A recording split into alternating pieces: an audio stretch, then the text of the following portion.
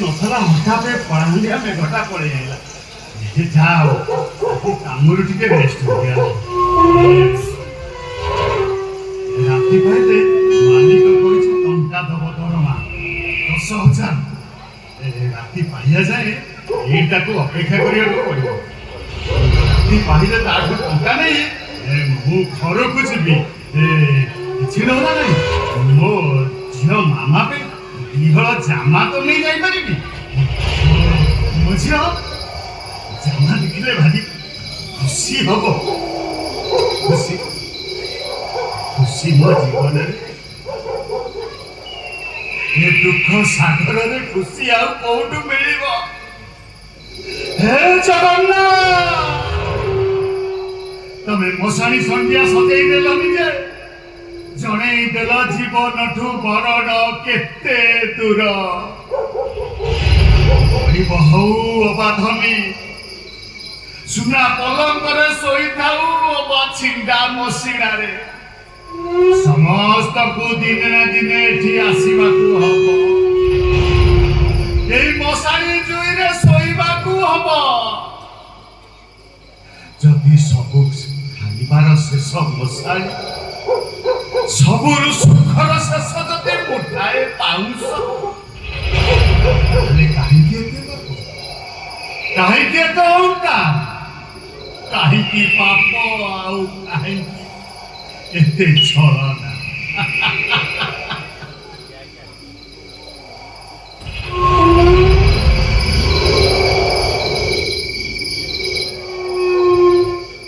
ବାବୁ,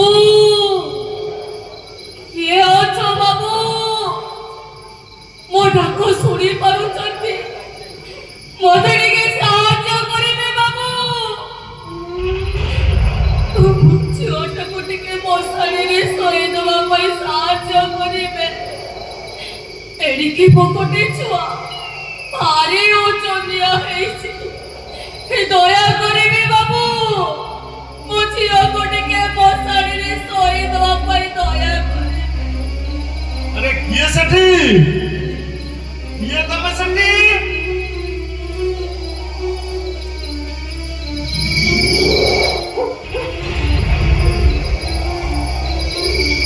अरे किए पचाउछि परा? बाबू, मशाणी को किए आसे? कोन छब आनिके आसिछ?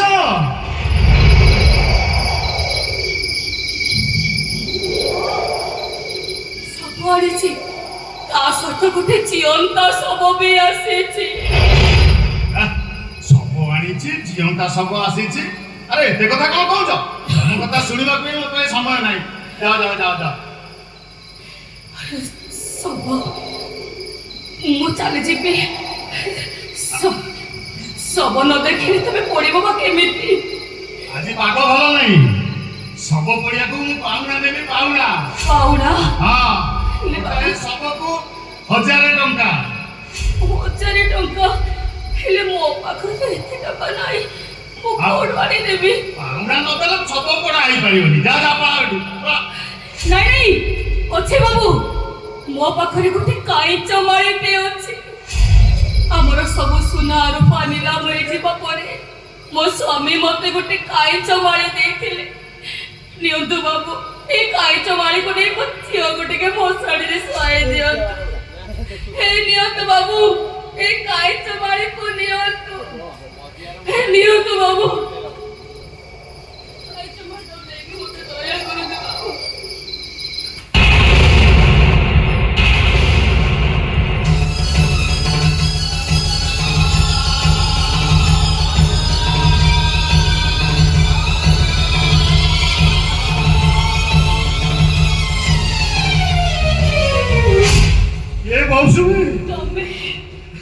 मौसुमी तमे कहा को आके आसी मशाणी की? सब न देखिले तमे बा पड़िबो केमिति? सब पर सेठी सोइछे।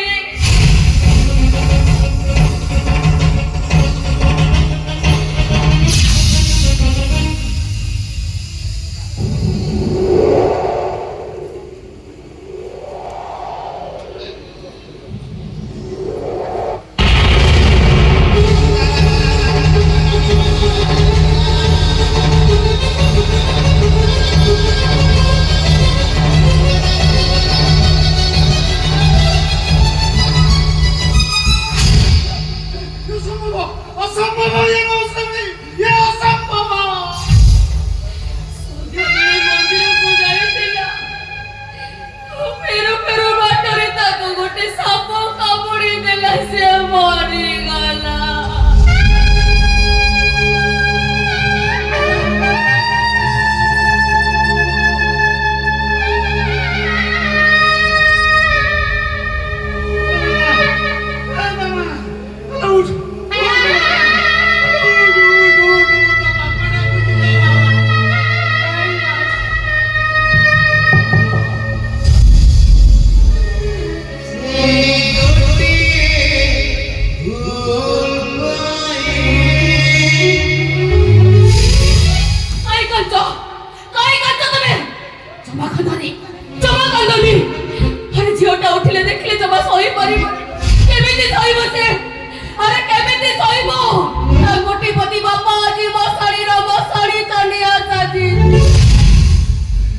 ମଶାଣିରେ ବସ ସବ ପଡୁଛି, ଭୂତଙ୍କ ସାଙ୍ଗରେ ରାତି ବିତଉଛି, କୁକୁର ବିଲୁଆଙ୍କ ସାଙ୍ଗରେ ଗପ କହିବ ରାତି ପାଉଛି।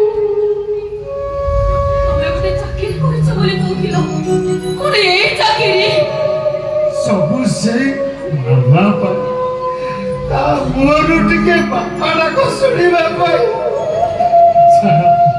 ଗୋଟେ କଥା କହିବି ରଖିବ, ମଶାଣିରେ ଏତେ ଲୋକଙ୍କୁ ପୋଡ଼ି ନଉଛ, ପୋତି ଦଉଛ, ମତେ ବି ମଶାଣିରେ ପୋତି ଦବ। ମୌସୁମୀ ଗୋଟାଏ ଚୁଇ ତିଆରି କରିଛି, ତା ଦିହରେ ତମେ ମୁଁ ଆଉ ମୋ ଝିଅ ଗଇ ସେ ଚୁଇକି ଡେଇଁ ପଡି ଆତ୍ମହତ୍ୟା କଲା। ଏମିତି କଣ କହୁଛ? ଆତ୍ମହତ୍ୟା ପରା ମହାପାପ। ଠାକୁରଙ୍କ ନାଁ ନେଇ ଆତ୍ମହତ୍ୟା କଲେ ପାପ ହବନି। ହେ ପ୍ରଭୁ ଜଗନ୍ନାଥ, କାଳିଆ ଶାନ୍ତ ପ୍ରଭୁ, ତମକୁ ସାକ୍ଷୀ ରଖି ଆମେ ଆଜି ଆତ୍ମହତ୍ୟା କରିବାକୁ ଯାଉଛୁ। ସେଥିପାଇଁ ଆମକୁ କ୍ଷମା କରିଦିଅ। କିଏ ତୁମେ ମା? ଏତେ ରାତିରେ ମଶାଣିରେ କଣ କରୁଛ? କିଏ ତୁମେ ମା? ବାବା, ଆପଣ ଆସିଛନ୍ତି? ଏଇ ଦେଖନ୍ତୁ ବାବା, ମୋ ସ୍ୱାମୀଙ୍କର ସେଇ ଗୋଟେ ଭୁଲ ପାଇଁ ଆମେ ସମସ୍ତେ ଆଜି ମଶାଣିରେ ପହଞ୍ଚି ଯାଇଛେ। ବିଶ୍ୱାସ କରନ୍ତୁ ବାବା, ମୋ ସ୍ୱାମୀ ଆଉ ଗୋଟେ ବି ଭୁଲ କରିନାହାନ୍ତି। ହେଲେ ବାବା, ମୋ ସ୍ୱାମୀଙ୍କର ସେଇ ଭୁଲ ପାଇଁ ତାଙ୍କ କଣ ଏଯାଏ ପ୍ରାୟଶ୍ଚିତ୍ତ ସରିନି। ବାବା, ଆପଣ ପୁରା କହିଥିଲେ ଦଣ୍ଡିବ ଶକ୍ତି ଯାର ଥାଇ ସେ ପୁଣି କ୍ଷମା ଆଚରରେ। ଆପଣ ପୁରା କହିଥିଲେ ଆପଣଙ୍କ ଠାକୁର କାହା ଉପରେ ରାଗନ୍ତିନି, ହେଲେ ଆମ ଉପରେ ତାଙ୍କ ଏତେ ରାଗ କାହିଁକି? ଆମେ ତାଙ୍କର କି କ୍ଷତି କରିଥିଲୁ? କାହିଁକି ଆମକୁ ଏତେ କଷ୍ଟ ଦଉଛନ୍ତି? ମୋ ଝିଅଟାକୁ ମୁଖ କରିଦେଲେ, ଘରଟାକୁ ମଶାଣି କରିଦେଲେ, ଆଜି ଶେଷରେ ମୋ ଝିଅଟାକୁ ଜୀବନରୁ ମାରିଦେଲେ। ତୁମେମାନେ ଅଯଥାରେ ଜଗନ୍ନାଥଙ୍କୁ ଦୋଷା କରୁଛ ମା, ଅଯଥାରେ ଦୋଷାରୋପ କରୁଛ। ସେ କେବେ ବି କାହାରି ମନରେ ଦୁଃଖ ଦିଅନ୍ତିନି, କେବଳ ତମମାନଙ୍କୁ ପରୀକ୍ଷା କରିବା ପାଇଁ ଏପରି ପରିସ୍ଥିତି ସୃଷ୍ଟି କରନ୍ତି। ବାବା, ତମେ ତମ ଜଗନ୍ନାଥଙ୍କୁ କହିଦିଅ ଆମ ସମସ୍ତଙ୍କର ଯେମିତି ତମେ ମାନେ ଏମିତି ଅଧୈର୍ଯ୍ୟ ହୁଅନି, କାହିଁକି ନା ମୃତ୍ୟୁ ପୂର୍ବରୁ କାହାରି ମୃତ୍ୟୁ ହୁଏନି। ତାଙ୍କ ଉପରେ ଭରସା ରଖ, ତାଙ୍କ ଉପରେ ବିଶ୍ୱାସ ରଖ। ଆଉ ଗୋଟିଏ କଥା ମନେ ରଖ, ସିଏ ଯେମିତି ଉଜାଡ଼ି ପାରେ ଠିକ ସେମିତି ସଜାଡ଼ି ବି ପାରେ। ଡାକ ତାଙ୍କୁ ଭକ୍ତି ଭିତରେ ଡାକ, ମୋ ମାମା ହୃଦୟ ଖୋଲି ଡାକ, ବାବା, ଭକ୍ତି ଭାବରେ ଡାକ। ଆରେ ଡାକ, ମୋ ମାମା ଫେରି ଆସିବ। ଡାକ, ଭକ୍ତି ଭିତରେ ଡାକ।